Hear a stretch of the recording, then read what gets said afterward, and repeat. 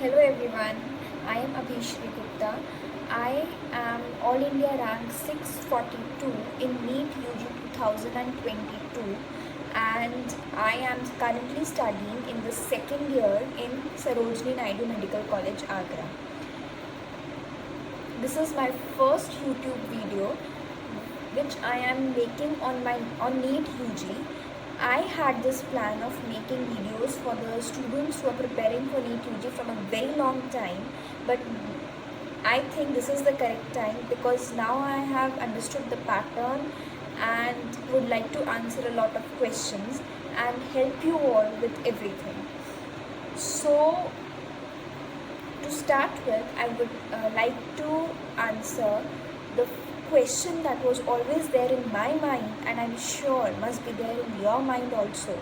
That is, are NCERT books enough for preparation of NEET UG 2025?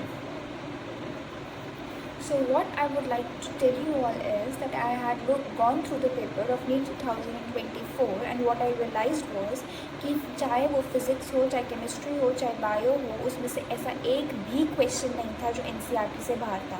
हाँ, agree कि वो थोड़ा सा कंफ्यूज करते हैं, वो they try to make the paper tough, पर क्या करें, NCERT से ही बनाना है. लेकिन ऐसा कुछ भी नहीं है जो NCERT से बाहर है. तो what I would recommend you all is please read only your NCERT books and very nicely.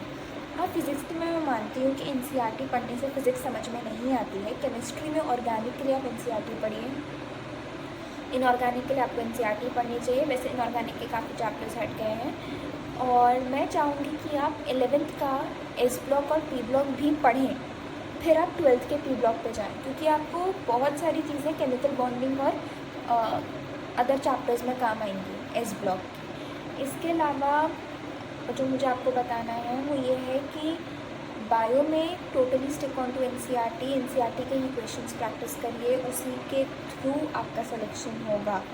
मैं आपको ये लिख के दे सकती हूँ.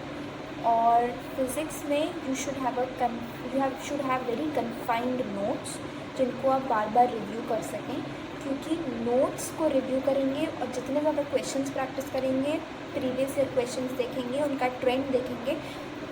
हमेशा ऐसा होता है कि कुछ ही टॉपिक्स होते हैं जिनमें से क्वेश्चंस पूछे जाते हैं. जब आप प्रीवियस ईयर क्वेश्चन सॉल्व करने बैठें, सपोज फॉर एग्जांपल आपने रोटेशन के क्वेश्चन सॉल्व करें, तो आप हमेशा देखेंगे कि वो या तो कंजर्वेशन ऑफ एंगुलर मोमेंटम या फिर मोमेंट ऑफ इनर्शिया, यही कुछ टॉपिक्स हैं जो वो उठा रहे हैं. वो हटकर कोई और कॉन्सेप्ट नहीं देंगे. कॉन्सेप्ट हमेशा रिपीट होता है. एग्जाम में लोग कहते हैं ना क्वेश्चंस रिपीट होते हैं, नहीं, क्वेश्चंस रिपीट नहीं होते हैं, कॉन्सेप्ट रिपीट होता है. कई बार तो मैंने देखा है क्वेश्चंस भी रिपीट होते हैं. तो प्रीवियस ईयर क्वेश्चंस को बार बार प्रैक्टिस करके उनका ट्रेंड अंडरस्टैंड करना बहुत ज़रूरी है कि पेपर आपसे पूछना क्या चाह रहा है. ये एक चीज़ है जो आपको अच्छे से समझ लेनी चाहिए. For any queries you can put in the comment box, I am ready to answer.